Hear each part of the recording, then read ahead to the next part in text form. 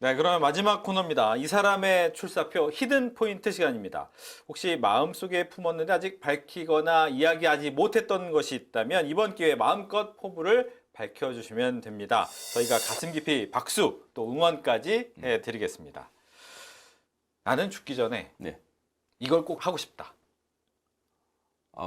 저는 제가 하고 싶은 거는 많은 특히 삶에 대해서 상당히 희망을 잃은 사람들에게 많은 희망을 주고 싶어요. 제가 그게 제일 중요한 것 같아요. 저는 우주여행 하고 싶다 이렇게 하실 줄 알았더니 네. 그건 아닙니까? 우주를 통해서 우주 여행에서 희망을 얘기해 주고 싶어요. 그러니까 저는 우주라는 걸 타고 이제 하지만 우주 탐사가 상당히 사람에게 희망을 마주기 때문에 좀 더 우주를 통해서 많은 분들에게 희망을 주고 싶어요.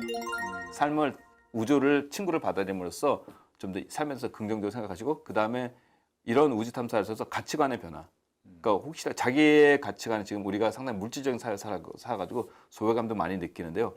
좀 가치관을 변화한다면 많은 분들이 행복감을 느낄 수 있으실 것 같아요. 그래서 좀 그런 행복의 전도사가 되고 싶어요. 우주 탐사를 통해서 우주를 살아감으로써 나의 삶을 더 풍족하게 함으로써 너무 스스로에게 소외감도 덜 느끼고 굳이 우리가 만든 그런 세계적인 물질적인 가치관이 최고가 그게 다가 아니라는 사실. 네. 예. 그리고 자기 자신을 좀 받아들이면 좋겠다. 좀 그런 행복의 좀 전도사가 되고 싶습니다. 예. 또 이거는 약간은 SF적인 네. 질문입니다. 우주로 가서 뭐 그런 얘기 많잖아요. 컨택이라는 영화도 그랬죠. 외계 생명체와의 교신 네. 얘기가 하는데 외계 생명체를 만난다. 네. 교수님께서 그러면 어떤 얘기를 하고 싶습니까?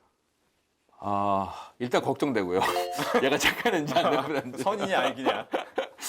걱정되고, 일단은 좀 잘 싸우지 않고 잘 지내고 어떻게 될지 좀 평화적인 걸 좀 한번 논하고 싶습니다. 네. 예, 그래서 혹시 우리 인류에 대한 또 위협이 될 수 있으니까. 네, 그래서 일단은 다행히도 지금 제가 보는 과학적으로 봤을 때는 저희 태양계에서는 고등 생명체 존재하는 환경이 없는 것 같아요.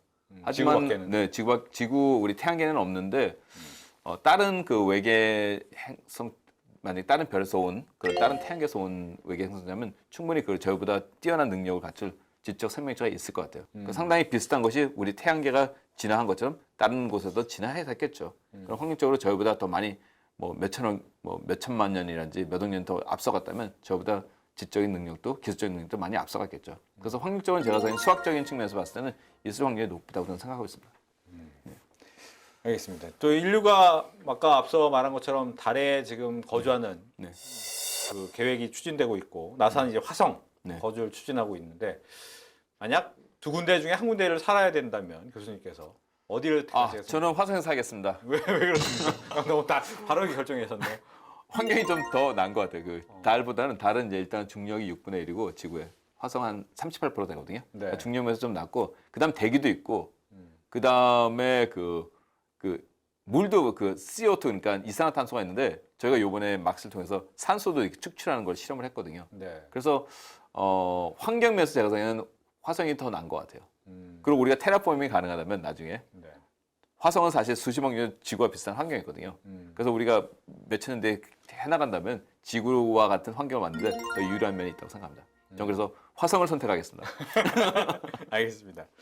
다음 이제 우리나라에서 민간 우주 시대가 지금 조금씩 열리고 있죠. 네. 많은 우주 관련 산업들이 있고 있는데 아마 앞서 좀 얘기를 하셨지만 나의 미래 취업은 우주다.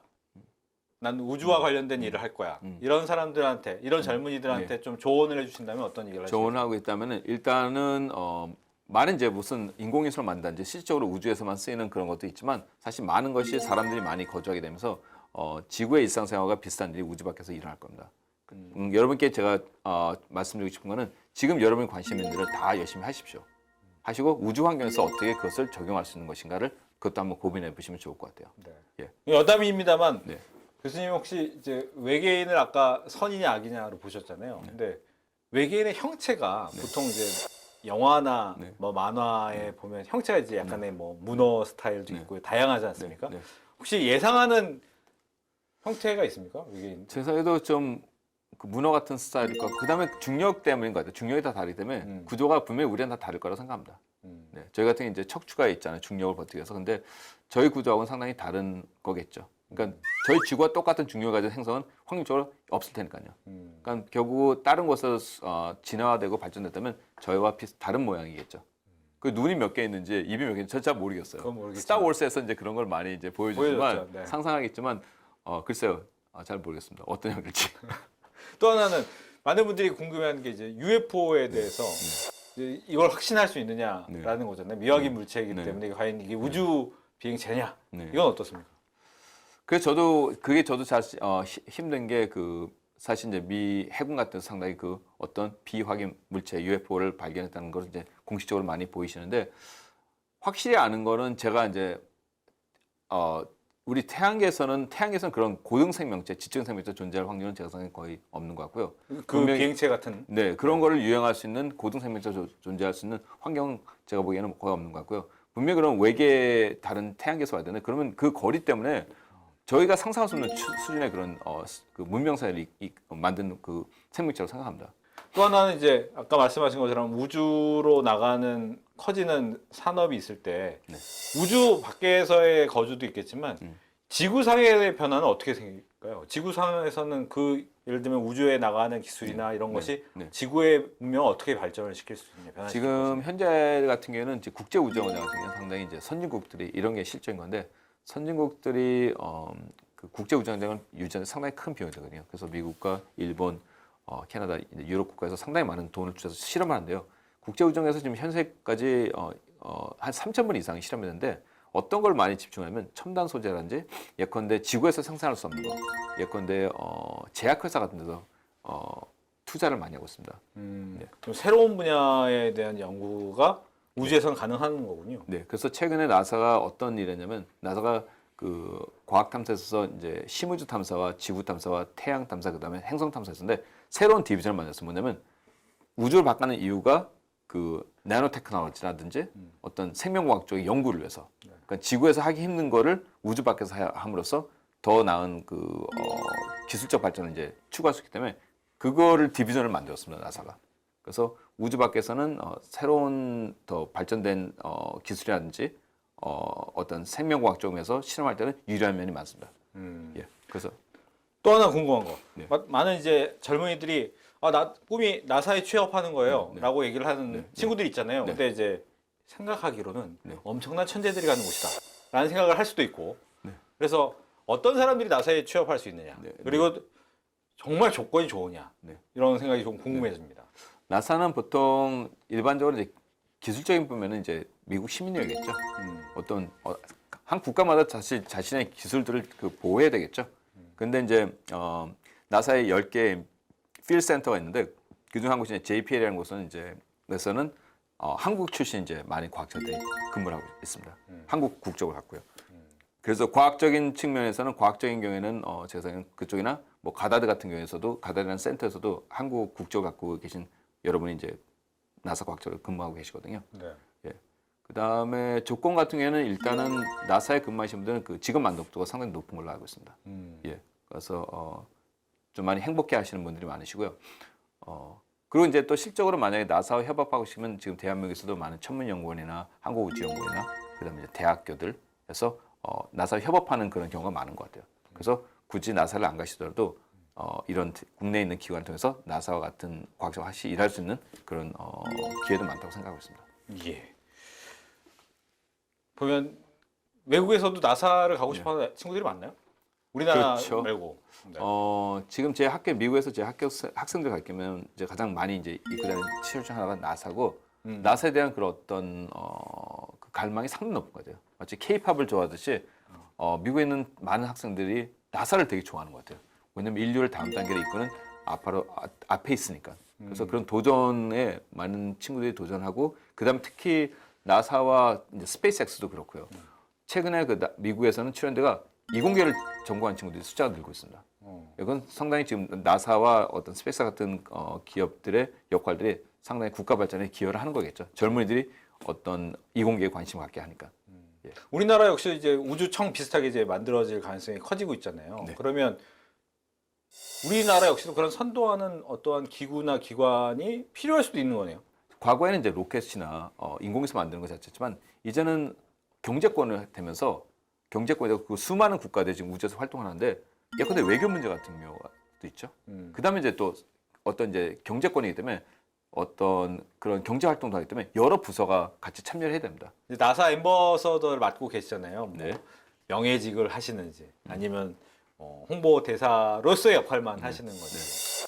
아니면 또 궁금한 건 어떻게 하다가 나사 엠버서더가 되셨는지도 궁금합니다. 네.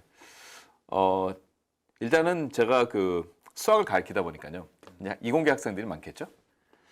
그리고 또 일을 하다 보니까 어린 시절 제가 이런 얘기 했던 것 같아요. 커서 뭐 되지? 나도 나사 과학자 될까? 그런 생각이 고등학교 때 했던 생각이 있었어요. 그래가지고 2011년도에 제가 찾아보니까 그 나사에서 그 나사 엠베서더를 찾는 그 사이트이 있더라고요. 그래서 열심히 그 글을 써가지고 내가 적임자라고 얘기했더니 거기서 잘 봤는지 저를 이렇게 저에게 그런 역할을 주셨는데 나사 엠베서더는 지금 현재 제가 당시에 신청했을 때 한 430여 분이 계셨던 것 같아요. 그러니까 미국 보통 미국에서만 활동하시죠. 그러니까 보니까 1인당 한 국회의원 수 정도 되더라고요. 60만 명, 70만 명을 어프로치 해야 되더라고요. 그래서 나사에도 여러 가지 프로그램이 있었는데 이게 상당히 그 호응이 좋았던 것 같아요. 그래서 지금 현재는 한 1,000여 명 정도가 계신데 한인분은 그렇게 많지 않으신 것 같아요. 저만 그 당시 있었던 거고 지금도 그런 것 같기도 하고요.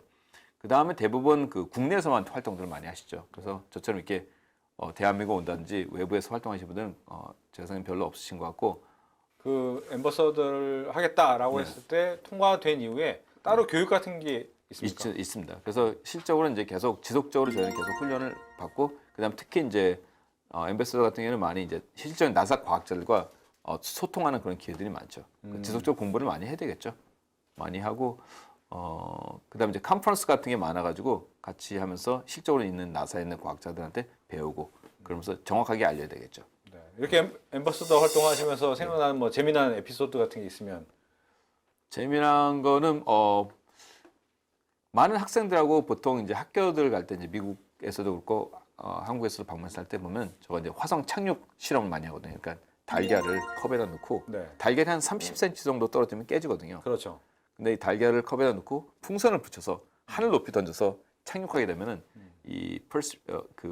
안 깨지면 이제 착륙이 성공하게 되는 건데 화성 탐사에서 가장 어려운 것 중 하나가 뭐냐면 그 진입하고 하강하면서 착륙하는 과정이거든요. 그래서 그것은 이제 그 풍선 실험을 통해서 학생들에게 이제 그 화성 착륙을 이제 가리키는 거죠. 그때 학생들이 상당히 반응이 좋고 제가 느꼈던 건 역시 어린 학생들은 이렇게 말을 듣는 것보다는 자기 스스로 하는 것이 더 관심을 많이 갖더라. 그런 걸 배웠습니다. 재미나게 들은 수업을 듣나 보네요. 그 수업은. 그렇죠. 자기가 직접 만들어보고 팀을 이제 짜서 로봇을 던져서 달걀이 안 깨졌을 때 이제 환호하는 그 모습 보면 아주 아이들이 열광적이죠. 좋습니다. 또 하나는 이제 뭐 외계 생명체 얘기에 대해서 저희가 좀 잠깐 얘기를 했지만 과연 진짜 가능성이 있느냐, 그리고 어느 정도 가능성이 있느냐, 그리고 그 부분에 대한 궁금증이 많거든요. 그 부분은 어떻습니까? 제가 생각에는 일단은 빅뱅 이후 상당히 이제 우리 태양도 은하계가 이제 많이 만들어지면서 태양도 한 별로서 지나는데 다른 곳에서 상당히 많은 비슷한 진화 과정을 거쳤을 것 같아요. 그렇다 보면 저는 수학적으로 생각했을 때는 다른 곳에서도 생명체가 존재할 수 있는 환경이 예컨대 이제 나사의 지금 최고의 관심사가 뭐냐면 외계행성을 찾는 거거든요. 생명체가 존재할 수 있는 외계행성. 그래서 예컨대 각 태양마다 온도가 다르기 때문에 너무 가까이 있으면 물이 이제 다 증발하니까 생명이 존재하기 힘들겠죠. 하지만 너무 멀면 얼음이 되니까 또 생명이 존재하기 힘들겠죠. 아마 별의 온도에 따라서 적절의 거리를 둔다면 액체가 표면에 존재하는 위치가 있을 겁니다. 이제 그런 행성에 우리가 생명체가 존재할 수 있는 외계행성이라고 보는데 그런 외계행성이 상당히 많은 걸 우리가 알고 있고요. 그렇다면은 저희보다 수천만 년 더 만약에 어떤 생명체, 지적인 생명체가 진화할 수 있는 환경은 상당히 많다고 생각합니다. 그래서 저희보다 만약에 100만 년, 1000만 년이 앞선 생명체라면 충분히 거리는 멀지만 저희 지구까지 날아올 수 있는 그런 능력을 가진 외계인 생명체가 있을 확률은 저는 높다고 생각합니다. 개인적으로. 하지만 저희 태양계 내에서는 우리 수성, 목성, 우리 수성, 금성, 지구, 화성 이렇게 있는 태양계 내에서는 고등 생명체가 저희처럼 그 지적인 생명체가 존재할 수 있는 확률은 되게 낮은 것 같아요. 보통 이제 이 뭐 앞서서도 화성의 어느 지점을 가느냐 이런 얘기를 하면서도 여러 가지 SF 영화와 관련성도 얘기를 네. 많이 했거든요. 네. 이 실질적인 과학자들의 연구와 네. SF 소설이나 SF 영화와의 관계 관련성 이건 어떻습니까? 상당히 그 상호 보완전에서 발전해 가는 것 같아요. 그 과학자들이 이 정도까지 한다면 사실 과학자들은 이제 증명하지 않은 건 얘기하지 않거든요. 네. 하지만- 팩트가 아니다. 그렇죠. 중요한 거니까. 이걸 것 같은데도 얘기를 못하는 경우가 있거든요. 증명을 안 했을 때. 그때는 바로 이제 SF 작가분들이 오셔서 논리적인 책에서 이걸 이 정도면 이렇게 되지 않을까? 이렇게 만약에 올려주신다면 바로 또 이제 그것을 읽고 자란 세대가 미래 과학자들 그거를 기초해서 또 이제 아이디어를 지어가면서 과학자, SF 작가들 분들 그 다음에 그거를 읽고 자란 또 과학자들이 또 다음 단계를 하면서 상호 보완하면서 계속 발전해 나가는 역할, 그 상호 관계가 있다고 저는 생각합니다. 그래서 SF의 작가님들의 역할도 상당히 인류 우주 발전에서 상당히 중요한 역할을 하고 있다고 생각합니다. 네. 뭐 마션 영화는 함께 보셨다는 얘기는 어떤 얘기예요? 예, 그래서 나사가 2015년부터 실질적으로 화성 인간 착륙지 선정을 준비를 시작했습니다. 물론 이제 달 탐사를 간 다음에 화성 가겠지만 저희가 휴스턴에서 2015년 10월에 모였고 그때 한 40여 개의 프로포즈가 나왔습니다. 우리가 어디에 인류를 착륙시켜야 될지. 그 과정에서 지금 저도 이제 그 착륙지 저는 게이어 분화구라는 곳을 제안을 했고요. 착륙지 중 한 곳을 저도 과학적으로 제안했고 그 당시 이제 재미있는 에피소드는 그 착륙지 제안자들이 휴스턴에서 쉬는 시간에 또 마션 영화를 같이 봤습니다. 그 마션 영화가 상당히 중요한 게 나사가 처음으로 그게 정성을 많이 들여서 기술적 자문을 한 영화로 알고 있습니다. 하지만 이제 영화적인 특색을 살리기 위해서 그 큰 바람이 불어가지고 초기 장면에 이제 막 날아가지 않습니까? 네, 네. 근데 화성대에서는 그렇게 그 강풍이 만들어질 수는 없습니다. 예, 그거는 이제 영화적인 측면을 본 거지만 대부분 상당히 많은 것은 실적으로 화성이 갖고 있는 환경을 기초로 했기 때문에 상당히 사실적인 면이 있다고 바라보고 있습니다. 그래서 그 영화를 보면서 네. 실질적으로 이 정도 되면 착륙할 수 있다. 뭐 이런 것도 얘기를 하는 거군요. 네, 그래서 결국 이제 착륙지 선정은 이제 과연 마션 이 영화를 발생할 수 있는 곳을 이제 찾는 것이 지금 나사가 준비하고 있고 최근에 8월 정도에 저희 많은 그 나사와 이제 여러 이제 우주국들이 다른 국들이 힘을 합쳐서 인류 착륙 준비라고 해서 물의 존재에서 그런 것까지 같이 이제 연구를 지금 계속 진행하고 있습니다. 그래서 지금 차분히 준비하고 있고 전략은 일단은 달에서 착륙을 하고 그걸 기초로 해서 이제 30년대나 40년대나 인류를 화성으로 보내는 것이 지금 나사의 전략으로 보면 되겠습니다. 네. 지금 뭐 우리나라 그러니까 뭐 보이저호 같은 경우에는 한참 멀리 나갔잖아요. 네. 근데 그 나가면서도 연락이 되거나 하는 거에는 아직까지 큰 의미가 있는 겁니까? 예, 그래서 계속 제가 생각하는 보이저의 가장 큰 역할 중 하나는 가면서 모든 행성들을 이제 플라이바이라고 하는데요. 저희가 몰랐던 여러 가지 행성들 다 찍어줬죠. 그래서 우리가 오늘날 잘 많이 하는 여러 가지 행성들에 대해서 정보를 많이 줬고 지금까지는 이제 태양풍이 가서 이제 우주의 카즈메로에 이제 부딪히는 곳까지 더 도달했죠. 그러니까 우주의 태양계의 끝이라고 하는데 거기는 아직까지는 하지만 중력의 끝은 아니겠죠. 중력의 끝은 아닌데 일단은 우리 인류가 보낸 가장 멀리 날아간 곳이 보이저호겠죠. 네, 좀 더 진하게, 좀 더 딥하게 세상의 핫 이슈 피플을 모시고 이야기를 들어보는 박진영의 찐터뷰. 오늘은 나사 임버서더 포륜 교수님과 함께했습니다. 오늘 얘기 잘 들었습니다. 감사합니다.